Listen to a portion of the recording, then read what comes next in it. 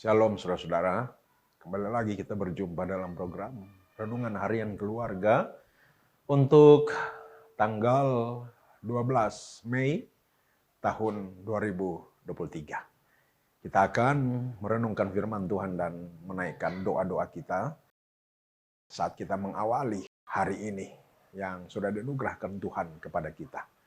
Mari kita berdoa. Tuhan, terima kasih untuk kasih setiamu yang kami alami dengan tiada pernah berkesudahan dalam hidup kami. Kami ingin sekali mengakui Engkau Tuhan yang baik, Tuhan yang setia, penuh dengan anugerah, tak henti-hentinya dan tak putus-putusnya kasih setiamu mengiringi kehidupan kami. Kami boleh menikmati kebaikan-kebaikan-Mu, seperti di malam yang sudah lewat, kami beristirahat dengan tenang dalam penjagaan-Mu dan bangun di pagi hari yang baru ini dengan tubuh sehat kuat diberkati. Lalu sebelum kami mengawali segala aktivitas kami di sepanjang hari ini, kami rindu untuk ada dalam hadirat Tuhan, membaca, merenungkan firman Tuhan dan menaikkan doa-doa kami. Dan karena itu kami memohon Tuhan, Roh Kudus-Mu membimbing kami untuk membaca, mencoba mengerti, memahami dan memetik pesan-pesan yang Engkau mau kemukakan kepada kami lewat firman-Mu saat ini. Berfirmanlah Tuhan, kami menyambutnya. Dalam nama Yesus kami berdoa. Amin.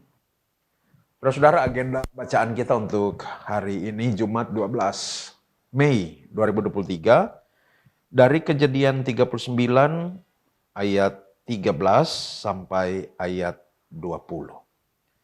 Kejadian 39 ayat 13 sampai ayat 20 berkata demikian.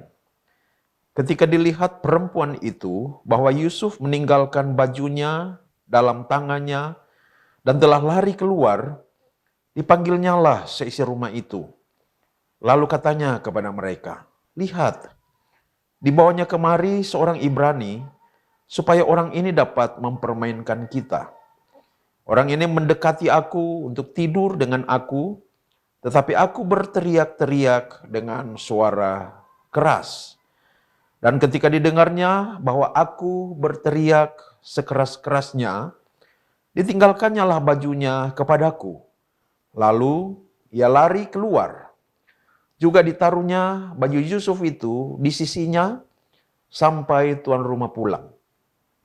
Perkataan itu jugalah yang diceritakan perempuan itu kepada Potifar, katanya, hamba orang Ibrani yang kau bawa kemari itu datang kepadaku untuk mempermainkan aku. Tetapi ketika aku berteriak sekeras-kerasnya, ditinggalkannya bajunya padaku, lalu ia lari keluar. Baru saja didengar oleh tuannya perkataan yang diceritakan istrinya kepadanya.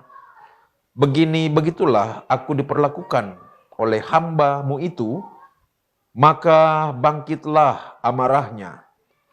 Lalu Yusuf ditangkap oleh tuannya dan dimasukkan ke dalam penjara, tempat tahanan-tahanan raja dikurung. Demikianlah Yusuf dipenjarakan di sana. Saudara-saudara yang saya kasih dalam Tuhan kita Yesus Kristus, ada dua jenis kejahatan di dunia ini. Yang pertama, nature of evil, kejahatan alam. Seperti bencana-bencana alam, bencana banjir, tanah longsor, gempa, atau juga pandemi, suatu penyakit seperti yang baru lewat, COVID-19 itu masuk pada kategori kejahatan alam. Lalu yang kedua ialah human evil, kejahatan manusia. Ya, kita tahu sekali, ada banyak sekali jenis kejahatan manusia. Pembunuhan, pemerkosaan, perampokan, penipuan, ada banyak sekali orang yang tertipu oleh investasi bodong sehingga dirugikan ratusan juta rupiah dan bahkan ada yang sampai stres, ada yang bunuh diri. Juga termasuk di dalamnya kejahatan manusia yang dilakukan dalam bentuk fitnahan, dusta, kebohongan, menceritakan hal-hal yang negatif tentang orang lain alias gosip dan lain-lain sebagainya. korupsi, kolusi, nepotisme, dan berbagai bentuk perbuatan-perbuatan yang merugikan dan memiskinkan orang lain. Semuanya itu masuk pada kategori kejahatan manusia. Dan kita sedang hidup di tengah-tengah dunia yang selalu menghadirkan dan bahkan memperhadapkan kepada kita entah dua jenis kejahatan ini atau salah satu daripadanya. Akan tetapi di tengah-tengah dunia yang selalu memperhadapkan kejahatan, baik kejahatan alam maupun kejahatan manusia, bagi kita sebagai orang-orang beriman, kita tak perlu khawatir, kita tak perlu takut, sebab Tuhan bukanlah Tuhan yang mencipta lalu kemudian meninggalkan ciptaannya. Tetapi dia selalu mau hadir di tengah-tengah ciptaannya untuk orang-orang percaya, untuk umat tebusannya, dalam rangka menjaga, melindungi, dan bahkan dia bisa saja membiarkan kejahatan-kejahatan itu teralami dalam kehidupan umatnya, tetapi dia dapat membuat justru kejahatan-kejahatan yang dirancang dan dilakukan oleh orang-orang lain terhadap umatnya itu menjadi kebaikan bagi umatnya. Kita ingat firman Tuhan dalam Roma 8 ayat 28 yang berkata, Allah turut bekerja di dalam segala sesuatu untuk mendatangkan kebaikan bagi orang-orang yang mengasihinya. Nah, saudara-saudara, teks firman yang kita baca tadi mengetengahkan kepada kita tentang tiga sosok. Istri Potifar, Yusuf, dan Potifar. Istri Potifar ini adalah seorang yang melakukan kejahatan, human appeal, terhadap Yusuf. Lalu suami dari perempuan ini yang bernama Potifar itu adalah tipologi dari orang yang termakan oleh fitnahan yang keji yang diciptakan oleh istri Potifarnya, istrinya ini. Lalu Yusuf adalah orang yang menjadi korban dari fitnahan keji yang diciptakan oleh istri Potifar ini, saudara-saudara. Jadi mari kita lihat kisahnya dan memetik pesan firman Tuhan untuk kita dari kisah tentang ini. Jadi saudara-saudara, kita sudah tahu bersama bahwa istri Potifar ini ternyata seiring dengan berlalunya waktu, Yusuf hadir di rumahnya, dia sudah jatuh cinta terhadap Yusuf. Dan jenis cintanya ini rupanya adalah eros, yaitu hawa nafsu seksual. Dan karena itu, dia memberanikan diri untuk membujuk Yusuf berhubungan badan dengan dia. Dan upayanya itu dilakukan secara terus-menerus, hari berganti hari, dan Yusuf, anak Tuhan ini, selalu berjuang untuk menolak bujuk rayu, godaan untuk melakukan dosa seksual ini. Sampai suatu ketika, istri Potifar ini yang mungkin oleh karena gairah seksualnya sudah sedemikian besar, dia tidak tahan lagi untuk melakukan hubungan badan dengan Yusuf. Dia memaksa Yusuf, dia memegang Yusuf, dia menarik baju Yusuf. Yusuf mau dibawanya ke kamarnya supaya terjadi hubungan badan di situ. Tetapi Yusuf mengelak dengan serius. Dan karena Yusuf mengelak dengan serius dan di pihak lain perempuan ini dia memaksa Yusuf. Singkat cerita, baju Yusuf terbuka dan akhirnya tertahan di tangan dari perempuan yang adalah istri Potifar ini. Begitu bajunya lepas, Yusuf lari, meninggalkan istri Potifar itu, lari keluar rumah. Oleh karena usahanya membujuk dan memaksa Yusuf berhubungan badan dengan dia tidak berhasil, maka kemudian dari pikiran jahat yang satu, yaitu nafsu seksualnya, muncul pikiran jahat yang lain, yang kemudian terbuahkan dalam perbuatan yang memfitnah. Di mana dia memfitnah Yusuf. Dia berteriak-teriak memberitahu semua orang yang ada di sekitar rumah itu bahwa Yusuf berusaha untuk memerkosanya. Dan buktinya adalah kemeja Yusuf yang sudah ada di tangannya itu, bahwa Yusuf dia sudah membuka baju siap memerkosanya, dan dia mengelak berteriak-teriak dan Yusuf lari, tidak jadi memerkosanya. Sungguh merupakan sebuah fitnahan yang keji.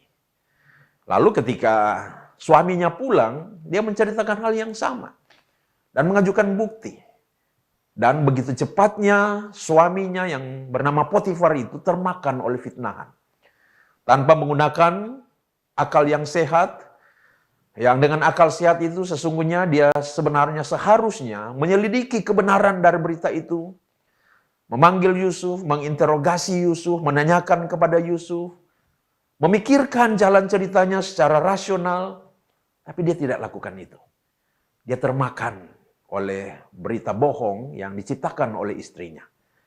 Begitu cepat sekali dia termakan oleh fitnahan itu, dan dia segera bertindak. Dia menangkap Yusuf dan dia menjebloskan Yusuf ke dalam penjara yang dikatakan penjara untuk tahanan dari raja.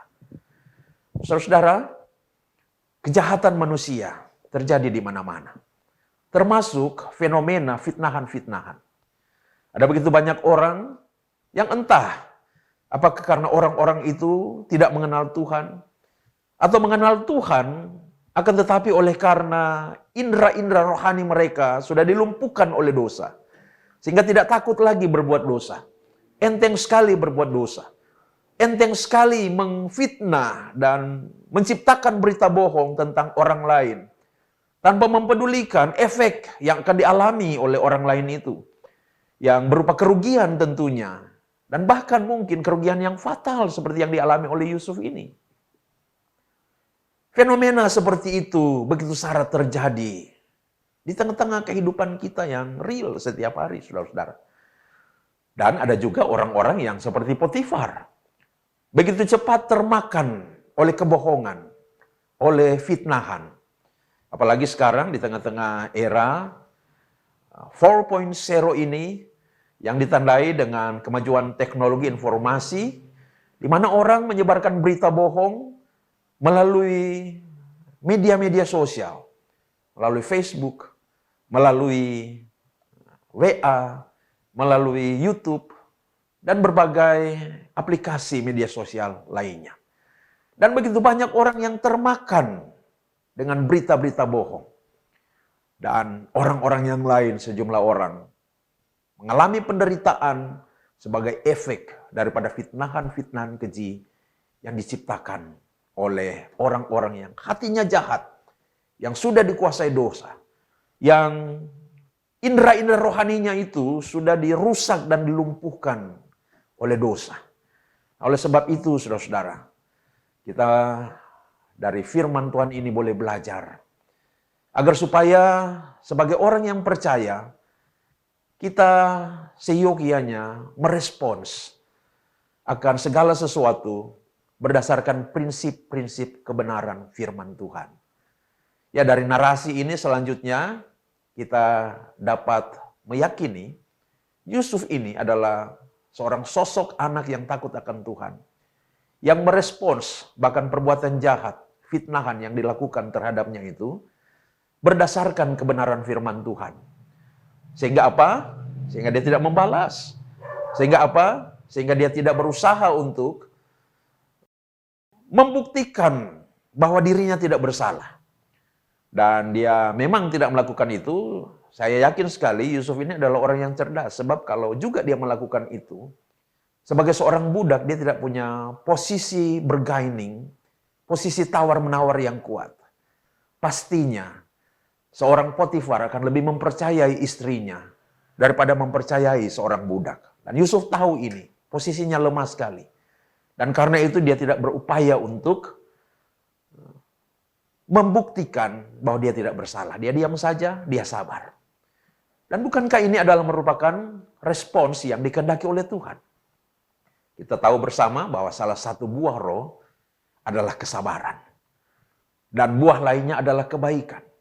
Di samping sabar, Yusuf ini dia berbuat baik juga terhadap orang yang sudah berbuat jahat kepadanya, yaitu istri Potifar. Dia membiarkan istri Potifar itu dengan fitnahannya. Dan orang-orang mempercayai istri Potifar itu. Dan oleh karena kebaikan dan kesabarannya itu, maka dia harus mengalami penderitaan, dijebloskan ke dalam penjara. Tapi meskipun demikian, meskipun harus menderita akibat kejahatan dari sebuah fitnahan, toh Yusuf telah merespons kejahatan dari istri Potifar itu berdasarkan kebenaran firman Tuhan, berdasarkan kehendak Allah. Nah, inilah yang harus kita lakukan. Kita belajar dari Yusuf. Ada banyak hal yang terjadi dalam hidup ini, tetapi biarlah kita mengaktifkan indera-indera rohani kita, agar supaya segala sesuatu, entah baik atau buruk, dapat kita respons dengan respons-respons yang dikehendaki oleh Tuhan.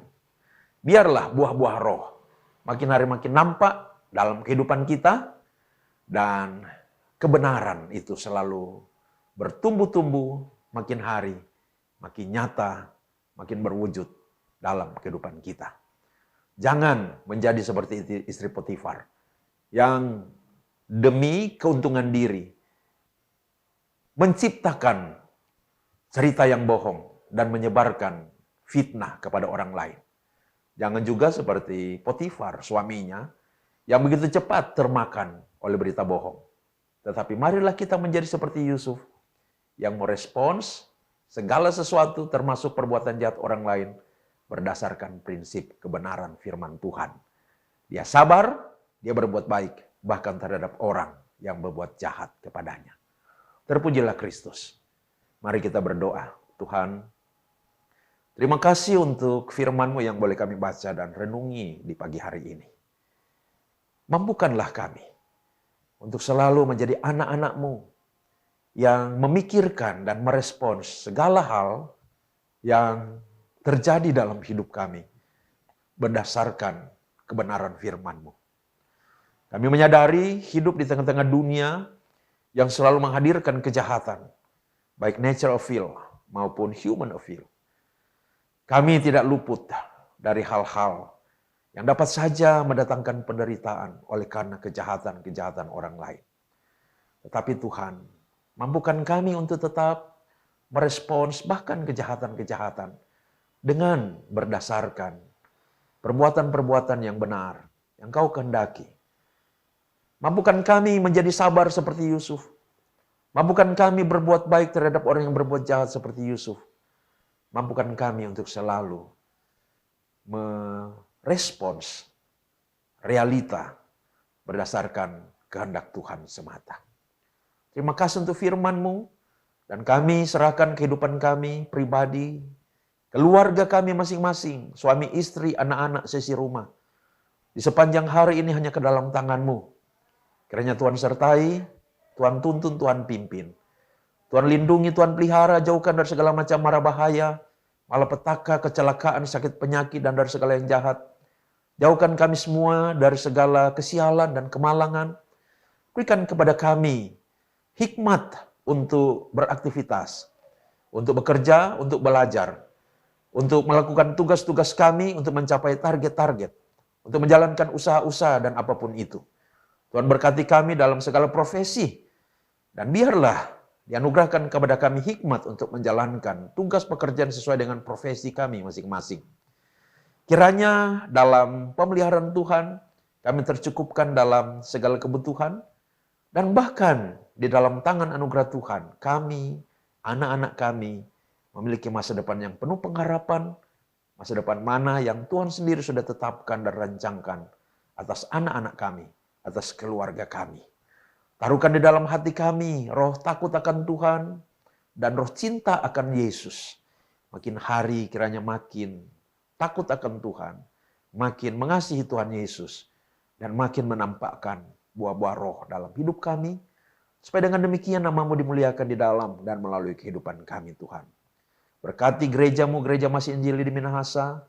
Berkati pemerintah bangsa dan negara Republik Indonesia, Presiden Bapak Joko Widodo, dan seluruh pembantu-pembantunya dalam memimpin dan menyelenggarakan pemerintahan, memajukan kehidupan berbangsa dan bernegara. Berkati pemerintah Provinsi Sulawesi Utara, Bapak Oli Dondo Kambe sebagai gubernur, Bapak Dr. Andes Penatua Stephen Kando sebagai wakil gubernur, dan semua pembantu-pembantu mereka, juga wali kota Bapak Andre Ango, dan wakil wali kota Bapak Penatua Dr. Richard Swalang sebagai wakil wali kota, dan semua pembantu-pembantu mereka, kiranya hamba-hamba Tuhan yang Tuhan posisikan sebagai pemerintah, sebagai penguasa, dapat menjalankan pemerintahan seturut kehendak Tuhan untuk memajukan tingkat kesejahteraan, untuk memelihara kehidupan yang aman, damai, harmoni di tengah-tengah keberadaan hidup masyarakat yang plural, yang majemuk, yang berbeda-beda. Dan kiranya karena kiprah mereka di bidang pemerintahan, rakyat Indonesia, Sulawesi Utara, Kota Manado akan makin hari makin maju dalam tingkat kesejahteraan dan kemakmuran, dan nama Tuhan dipuji, dibesarkan, dan dimuliakan. Hamba berdoa untuk semua orang yang dalam pergumulan, mereka yang bergumul dengan sakit penyakit, yang sedang dirawat di rumah sakit atau di rumah. Kami berdoa, satukan hati dan satukan iman lewat saluran jaringan multimedia Gereja Masih Injili di Minahasa, Jemaat Bukit Moria Tikalabaru, YouTube ini. Kami minta di dalam nama Tuhan Yesus, Tuhan berkemurahan, beranugerah, mengulurkan tangan, menjamah mereka yang sedang sakit di rumah sakit atau di rumah. Melepaskan kuasa pemulihan bekerja dalam tubuh mereka. Mengenyahkan sakit penyakit yang mereka derita. Dan memulihkan organ-organ tubuh yang mengalami gangguan. Sehingga boleh pulih kembali, sehat kuat kembali. Di dalam nama Tuhan Yesus kami memohon kesembuhan dari sorga terjadi atas mereka yang sakit. Yang mengalami persoalan masalah. Di bidang pekerjaan, di bidang usaha, dalam rumah tangga, dan dalam hal apapun. Tuhan tolong anugerahkan hikmat agar supaya terbukalah solusi, jalan keluar yang akan mereka temukan sehingga mereka mengalami penyelesaian atas segala persoalan dan masalah itu. Terima kasih Tuhan. Terpujilah nama-Mu. Semua orang yang diberkati dengan ketambahan usia secara pribadi, usia perkawinan, yang bersyukur kepada Tuhan oleh karena berkat-berkat ketambahan usia itu. Kiranya syukur mereka Tuhan sambut dan Tuhan berkati sambil kami berdoa. Tuntunan, pemeliharaan dan berkat-berkat Tuhan terus mengiringi perjalanan hidup mereka di usia yang baru. Terpujilah nama-Mu Tuhan.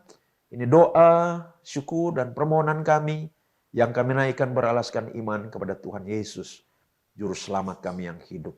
Haleluya. Amin. Atas nama Badan Pekerja Majelis Jemaat Gemim Bukit Moria Tikalabaru mengucapkan selamat hari ulang tahun untuk saudara-saudara yang bertambah umur di hari ini 12 Mei tahun 2023. Secara khusus kami mau mengucapkan selamat hari ulang tahun buat Bapak Pendeta Henry Meki Denga, Magister Teologi, Ketua Badan Pekerja Majelis Jemaat Gemim Bukit Moria Tikalabaru, Ketua Badan Pekerja Majelis Wilayah Manado Timur 4, yang di hari ini oleh anugerah Tuhan boleh berhari ulang tahun yang ke-58 tahun. Kiranya kasih, anugerah, hikmat, dan urapan kuasa Roh Kudus yang daripada Tuhan senantiasa limpah dianugerahkan dan dicurahkan Tuhan untuk Bapak Pendeta Henry Meki Denga sekarang dan selalu terus. Terpujilah Tuhan. Demikian perjumpaan kita di edisi kali ini, sampai berjumpa di edisi yang berikut. Shalom, Tuhan memberkati. Amin.